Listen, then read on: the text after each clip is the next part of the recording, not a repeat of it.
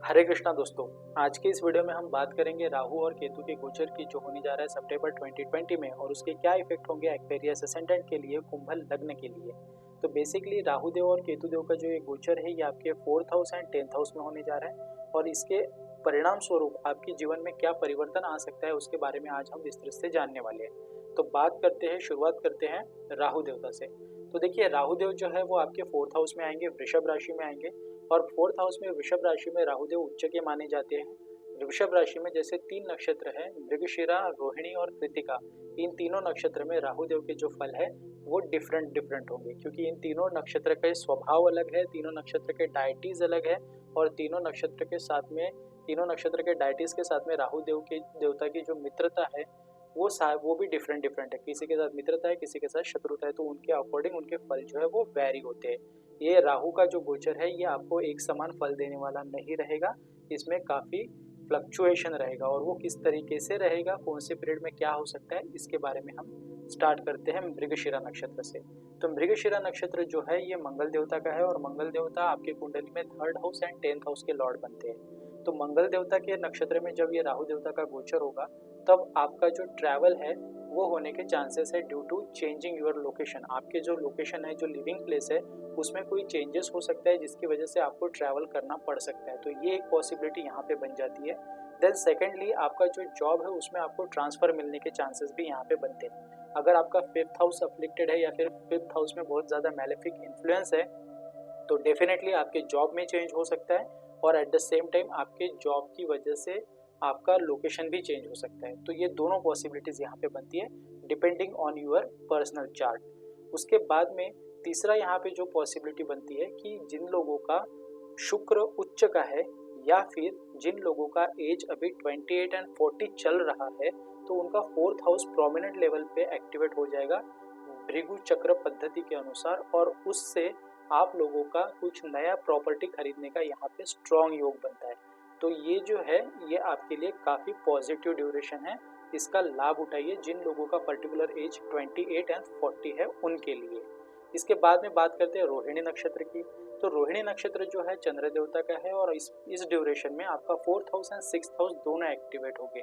तो फल स्वरूप आपका जो कंपनी का अकोमोडेशन आपको प्रोवाइड किया है या फिर आप गवर्नमेंट जॉब में हैं और आपको कंपनी से अकोमोडेशन प्रोवाइडेड है या फिर गवर्नमेंट की तरफ से जो अकोमोडेशन प्रोवाइडेड है वो आपका चेंज होने के स्ट्रॉन्ग चांसेस यहाँ पे बनते हैं just because of transfer. Because ये ट्रांसफर के योग तो यहाँ पे काफ़ी दिखा रहा है। जो लिविंग प्लेस है वो तो आपका कुंभ लग्न वालों का चेंज होकर रहेगा।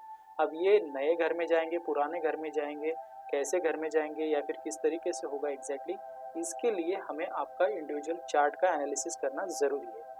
लेकिन ये चीज़ें होगी, आपको इस पूरे बारे में ऑफर आना शुरू हो जाएंगे। आपको लिविंग प्लेस को चेंज करने के लिए कुछ ना कुछ तो बात चीज़ें आपके ड्यूरेशन में, मतलब इस पूरे ड्यूरेशन में होती रहेगी। इसके बाद में आपको जैसे मैंने इनिशियली बताया जिनका एज 28 टू 40 है उनको न्यू होम अगर परचेस करना है तो they can go for it.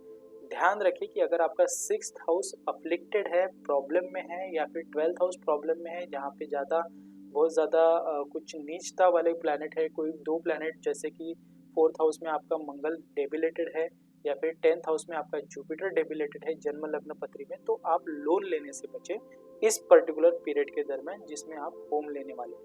तो ये एक पॉसिबिलिटी यहाँ पे आपकी बनती है और इसके लिए आपको ये प्रिकॉशन लेनी है। इसके बाद में बात करते हैं कृतिका नक्षत्र की। कृतिका नक्षत्र जो कि सूर्यदेव का नक्षत्र है, जो सूर्यदेव की राशि आपके 7वें स्थान में आती है।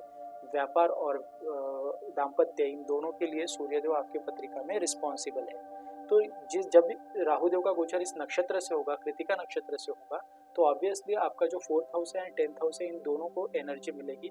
तो हो सकता है कि जिन लोगों के स्पाउस वर्किंग में है, मतलब जैसे अगर आप मेल है तो आपकी वाइफ अगर वर्किंग में है तो आपके स्पाउस को, अगर आप फीमेल ये वीडियो देख रहे हैं तो उनके मेल को कोई बढ़ोतरी, मतलब उनके हस्बैंड को कोई बढ़ोतरी मिल सकती है जॉब में।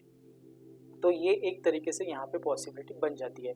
इस पूरे ट्रांजिट के ड्यूरेशन में आपको सिर्फ एक बात का ख्याल रखना है कि आपको आपके माता के साथ में जो व्यवहार है वो काफ़ी अच्छे से रखना है, प्लस आपके स्पाउस के साथ में भी आपका व्यवहार अच्छे से रखना है। आपको अपने गुस्से के ऊपर, अपने एंगर के ऊपर इस पर्टिकुलर ड्यूरेशन में कंट्रोल रखना ज़रूरी है, specially when you are dealing with your spouse. Apart from that माता के बारे में मैं बात करूंगा, तो माता के बारे में मुझे सिर्फ इतना बताना है कि आप आपके माता का आदर करें, उनकी सेवा करें और उनका आशीर्वाद लें, बिकॉज ये ट्रांजिट उन लोगों के लिए थोड़ा प्रॉब्लमेटिक हो सकता है जिनकी पत्रिका में शुक्र और राहु दोनों भी नीच अवस्था में विराजित है और सूर्य की भी पोजीशन नीच अवस्था में है, तो उनको माता से रिलेटेड प्रॉब्लम हो सकती है। So take care of your mother. बात करते हैं केतु देवता के बारे में। तो केतु देवता राहु देवता के जैसे ही 3 नक्षत्रों से गोचर करेंगे जब वो वृश्चिक राशि में आएंगे। अब वृश्चिक राशि में ज्येष्ठा नक्षत्र, अनुराधा नक्षत्र और विशाखा नक्षत्र, ये 3 नक्षत्र फॉल होते हैं। तो सबसे पहले बात करते हैं ज्येष्ठा नक्षत्र की। तो ज्येष्ठा नक्षत्र में जब केतु देव आएंगे तब आपका जो इस पर्टिकुलर ड्यूरेशन में जो चीजें हैं वो इस तरीके से होने लगेंगी, क्योंकि आपका 5th house, 8th house and 10th house ये एक्टिवेट होगा। तो इसमें बुध के कारकत्व में जो चीजें आती है, जैसे कि डॉक्यूमेंट्स हो गया, किसी प्रॉपर्टी से रिलेटेड डॉक्यूमेंट हो गया, या फिर वर्क प्लेस में कोई डॉक्यूमेंट्स या फिर फाइल्स आपको मेंटेन करनी है, कोई सॉफ्ट कॉपीज आपको मेंटेन करके रखनी है, तो मेक श्योर कि आप उसे काफी केयरफुली हैंडल कर रहे हो, बिकॉज वो चीजें यहाँ पे गुम होने का और उनके गुम होने से फ्यूचर में कुछ प्रॉब्लम बनने की स्ट्रॉन्ग पॉसिबिलिटी यहाँ पे बनती है। तो take care of all the documents at your work place, और अगर आप वर्क में मतलब बिजनेस करते हैं या फिर अपने घर से कुछ काम करते हैं तो आई विल सजेस्ट कि आपके प्रॉपर्टी से रिलेटेड भी डॉक्यूमेंट्स का आप ख्याल रखें। किसी को इतना मेल टाइप करते वक्त या फिर कुछ लिखते वक्त इतना हार्श लिखना नहीं है, या फिर साइन झटके से कहीं पे भी बिना देखे बिना जांच किए नहीं करनी है। ये प्रिकॉशन आपको इस पीरियड में लेना बहुत ज़रूरी है। उसके बाद में आपका जो वर्क प्लेस है वहाँ पे सडनली आपको कोई प्रपोजल मिल सकता है, लव प्रपोजल मिल सकता है, बिकॉज ये पॉसिबिलिटी यहाँ पे बन रही है। तो अगर आपका एज आपको अलाउ करता है then you can go for this, but अगर आपका एज अलाउ नहीं करता है, आप ऑलरेडी मैरिड हो, कमिटेड हो, so please take care in this particular duration. लेकिन आपको ये ऑफर मिलेगा इतना ज़रूर है। जिन लोगों का बुध का महादशा चल रहा है या अंतरदशा चल रहा है, तो उन लोगों के साथ भी ये पॉसिबिलिटी होने के स्ट्रॉन्ग चांसेस है। अगर आपका एज 35 है तो उस पीरियड में भी आपको ये सारी चीज़ें हो सकती है आपके साथ। उसके बाद बात करेंगे अनुराधा नक्षत्र की। तो जो लोग अनुराधा नक्षत्र में फॉल करते हैं, जिनका जन्म अनुराधा नक्षत्र का है, मतलब जन्म नक्षत्र अनुराधा है, तो इस ड्यूरेशन में आपको स्पिरिचुअलिटी की तरफ आपका जो इंक्लिनेशन है वो काफ़ी रहेगा। आपका काम में ध्यान नहीं रहेगा।